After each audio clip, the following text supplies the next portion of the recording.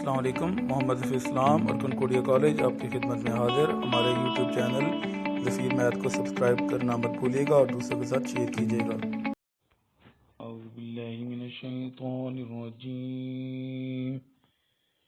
बिस्मिल्लाहिर्रहमानिर्रहीम। शुरू अल्लाह के नाम से जो बड़ा मेहरबान और निहायत रहम वाला है।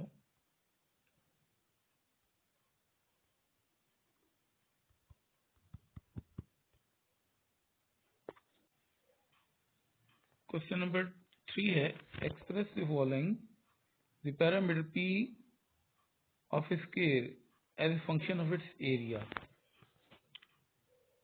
हमने क्या करना है, ये आपको स्क्वायर नजर आ रहा है। स्क्वायर का मतलब क्या होता है, जिसकी लेंथ और विड्थ आपस में क्या हो, इक्वल हो। लेंथ भी देखिए आपके पास x है और विड्थ भी आपके पास क्या है, x है। लेंथ भी x है और विड्थ भी x है, क्योंकि स्क्वायर है। स्क्वायर में क्या होता है कि लेंथ और विड्थ आपस में बराबर होती हैं। अब पैरामीटर क्या होता है, सराउंडिंग लेंथ को आप क्या करते हैं, ऐड करते हैं। ये सराउंडिंग लेंथ आपके पास 4 लेंथ्स हैं, इन चारों को हम ऐड करेंगे। अब ये सारी साइड क्योंकि x के बराबर है तो हमने क्या करना है, x को 4 टाइम्स ऐड करेंगे, क्योंकि आपके पास 4 साइड्स हैं तो चारों साइडों की लेंथ जो है वो x है, तो इसलिए हमने x को 4 दफा ऐड कर दिया। तो पैरामीटर क्या होता है, तो सराउंडिंग लेंथ होती है। तो ये पैरामीटर आपके पास आ चुका है। अब x को हमने 4 दफा ऐड किया है तो क्या लिखेंगे, 4x। पैरामीटर आपको क्या आ गया जी, 4x के इक्वल आ गया। हमने क्या करना है, पैरामीटर को as a function of its area में कन्वर्ट करना है। अब एरिया का फॉर्मूला क्या होता है, लेंथ मल्टीप्लाई बाय विड्थ। अब लेंथ आपके पास देखें x है और विड्थ भी x है, तो एरिया आपके पास क्या आ जाएगा, लेंथ भी x है और विड्थ भी x है। लेंथ मल्टीप्लाई विड्थ यानी कि x मल्टीप्लाई बाय x हो जाएगा, तो एरिया आपके पास क्या आ जाएगा, x स्क्वायर। अच्छा, क्वेश्चन में पैरामीटर को p कहा था तो हमने इसलिए यहाँ पे पैरामीटर की जगह पे p लिखा है, और एरिया ऑफ स्क्वायर को, ठीक है, उसने क्या कहा है, एरिया को a से रिप्रेजेंट किया हुआ है। एरिया ऑफ स्क्वायर को हमने a से रिप्रेजेंट करना है, क्योंकि क्वेश्चन में उसने कहा हुआ है। अब फंक्शन क्या होता है, एक रिलेशन होती है। फंक्शन क्या होता है, एक रिलेशन होती है। इसने कहा एक्सप्रेस द फॉलोइंग, किसको फंक्शन आपने रिप्रेजेंट करना है, parameter of square, parameter of square as a function of its area. Parameter और एरिया के दरमियान वो रिलेशन आपसे क्या कर रहा है, डिमांड कर रहा है। ठीक है, अब हमने क्या करना है, x की वैल्यू जो आपने अभी फाइंड की है वो क्या करेंगे, इक्वेशन नंबर 1 में पुट कर देंगे। x किसकी इक्वल है, √a की इक्वल है, तो हमने यहाँ पे x की जगह पे √a लिखना है।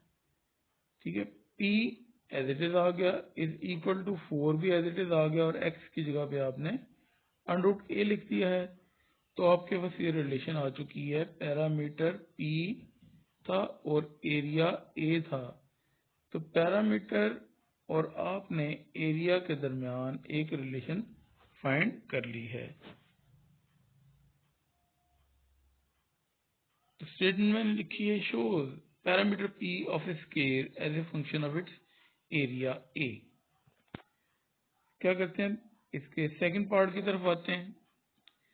Area a of a circle. अब यहाँ पे सर्कल के एरिया को उसने a से रिप्रेजेंट किया हुआ है as a function of its circumference. Circumference circle का, ठीक है, उसके दरमियान और एरिया ऑफ ए सर्कल के दरमियान हमने रिलेशन फाइंड करनी है। अब देखें, सर्कल जब होता है हमारे पास, तो सर्कल का आपने क्या करना होता है, रेडियस कोई ना कोई होता है ना, ये देखें यहाँ पे रेडियस है, तो रेडियस को हमने आर से रिप्रेजेंट करना है। अच्छा रेडियस सर्कल है, जारी बात रेडियस की जरूरत पड़ेगी। अब यहाँ पे दूसरी बात, एरिया ऑफ सर्कल का जो फॉर्मूला होता है वो पाई आर स्क्वायर होता है।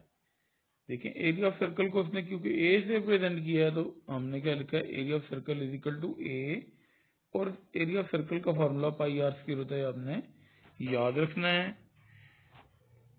अब उसने सर्कमफ्रेंस ऑफ सर्कल के बारे में जिक्र किया है, तो सर्कमफ्रेंस को उसने सी से रिप्रेजेंट किया हुआ है, तो हमने भी यहाँ पे सर्कमफ्रेंस ऑफ सर्कल को सी लिखा है। सर्कमफ्रेंस ऑफ का जो फॉर्मूला है सर्कल का सर्कमफ्रेंस का फॉर्मूला बहुत मशहूर फॉर्मूला है, वो क्या है 2 पाई आर। ठीक है, अब हमने क्या करना है, सर्कमफ्रेंस और एरिया के दरमियान रिलेशन फाइंड करनी है। तो हम क्या करेंगे, यहां से आपने वैल्यू फाइंड करनी है किसकी, रेडियस की। अच्छा रेडियस की वैल्यू क्यों हम फाइंड कर रहे हैं, बेसिकली हमें क्या चाहिए, एरिया ए और सर्कमफ्रेंस, इसके अलावा हमें कोई वैल्यू नहीं चाहिए, हमें सिर्फ ए और सी के दरमियान रिलेशन फाइंड करनी है। ठीक है, तो हमने क्या करना है, सी की, तो हमारी रिक्वायरमेंट है हमने सी की वैल्यू तो पुट करनी ही नहीं है, ना ही इक्वेशन 1 में सी मौजूद है। हमारे पास क्या है, इक्वेशन 1 में पाई आर स्क्वायर, पाई तो कांस्टेंट है, तो हमें किसकी वैल्यू फाइंड करनी है, आर की।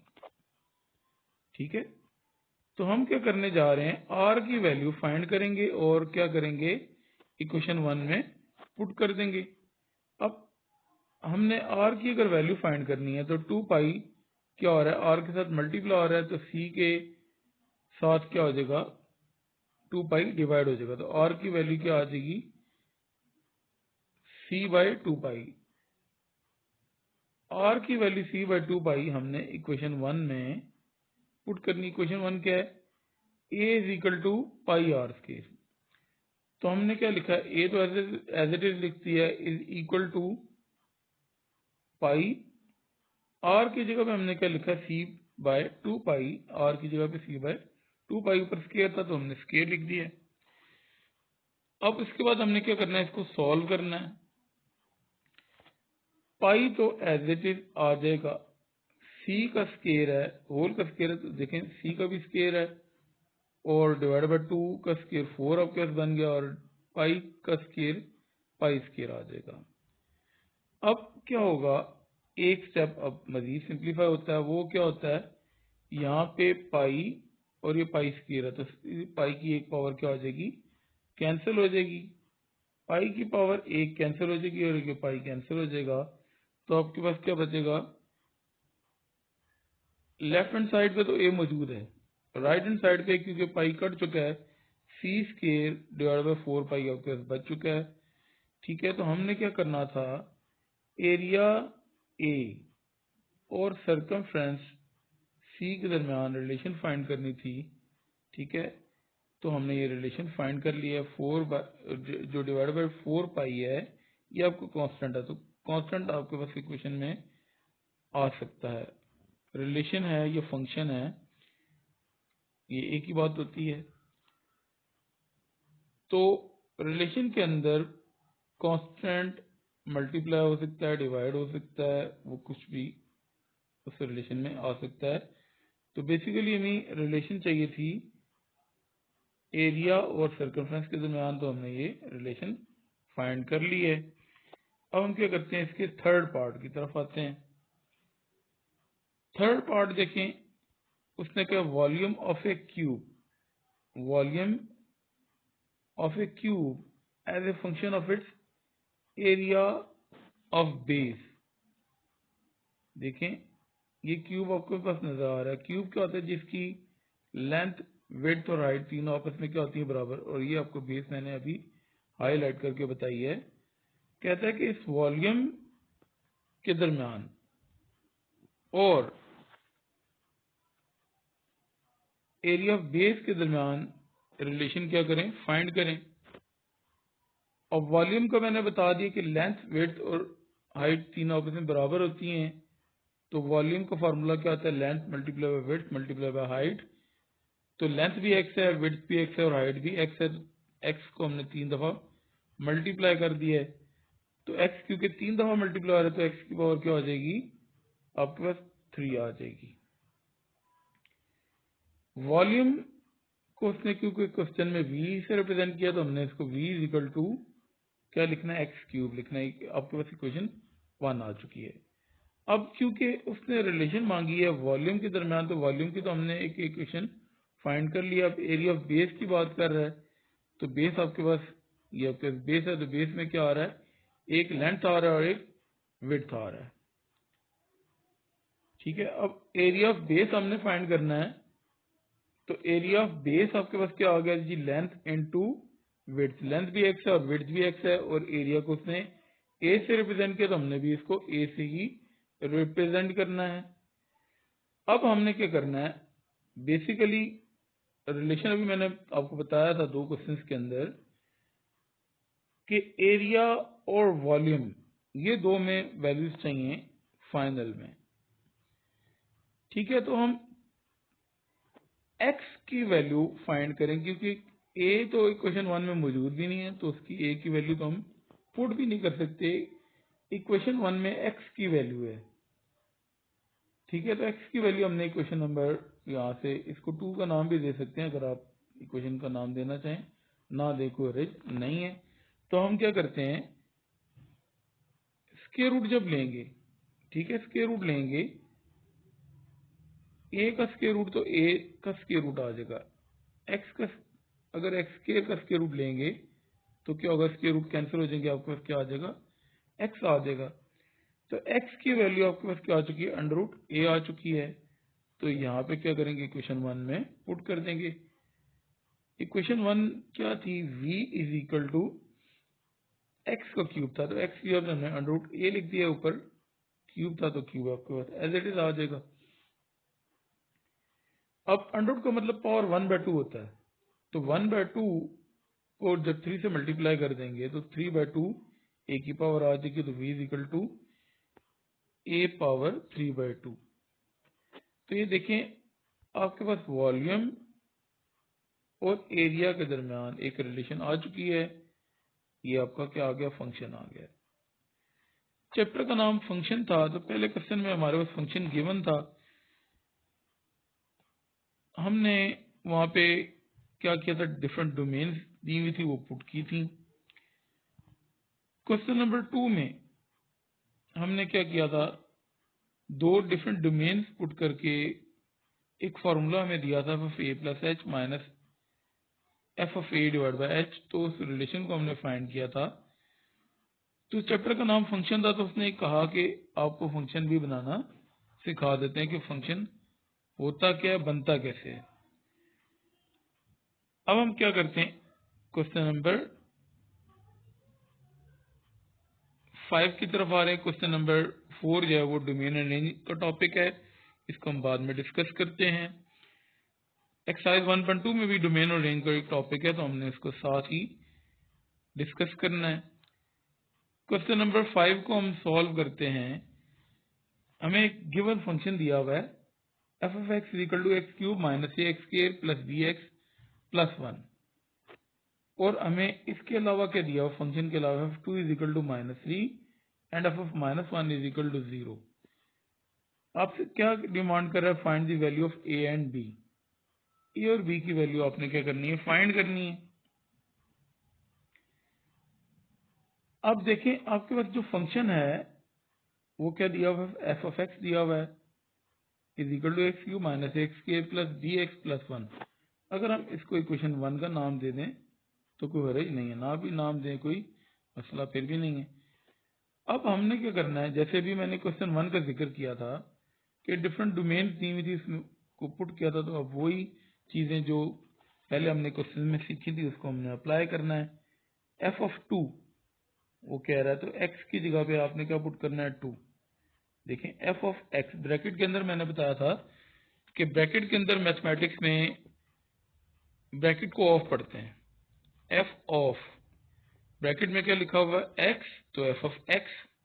अब ब्रैकेट में 2 लिखा हुआ है तो ब्रैकेट को ऑफ पढ़ेंगे f ऑफ 2।